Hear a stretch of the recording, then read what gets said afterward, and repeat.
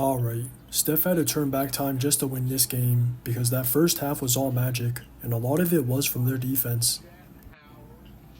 They were reading everything, so the Dubs couldn't break that first line much, and the only times they really could was from Steph, because he had the rock in his hands a lot more than usual.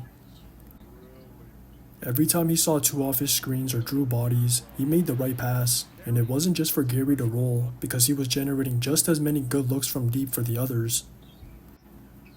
But none of them could make their shots, and Drake continued to smoke bunnies or throw careless passes, so all those misses and turnovers are what led to the Magic playing with pace throughout. They got to establish a rhythm early from the runouts and from how easy it was to break the Dubs' first line, because they could not stay in front of any player, especially whenever Franz or Paolo was handling the rock. It didn't matter if it was with or without a screen, because those two were getting to their spots with ease, and whenever the Dubs tried to zone up, the two just exploited the open pockets every time. If anything, their size advantage was really showing, because the Dubs had trouble matching up, so it was even reflected on the O boards, and the two late clock bailouts in the first reflected their damn near perfect half. The only issues they were having were the unforced turnovers, and fortunately, they dodged those, but unfortunately, they couldn't dodge Steph's shot making, because they had too many breakdowns that got him going. As I always say, all he needs is one, and after he got that, he knew it was one of those nights, because he took a heat check about halfway through the second as a sign, but then he confirmed that with a ridiculous bomb to end the half. He just carried that patented heater over into the third, and the Magic continued to have breakdowns whenever he was off the rock, because it's obviously easier to be prepared when they can see him on it, so KCP was getting clipped by screens with no help at all.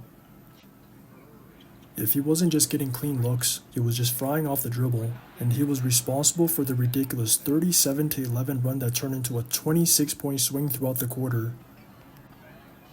But that wouldn't have been possible without Post's stretch at the start of it, because he helped create the momentum with his scoring, and he was really the only teammate that showed up for Steph. I don't think the Magic expected him to do anything, because they were disrespecting him, so he made him pay, and he even continued to in the fourth off some more runouts or in that two-man game with Steph.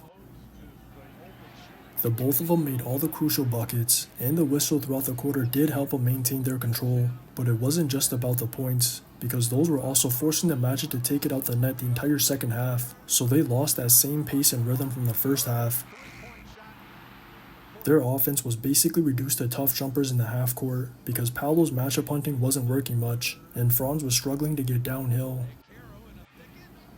They never recovered after the Dubs shifted the momentum in the third, because the energy was even showing on that end, from their ball pressure, to the way they were chasing off screens, and to the way they were rotating.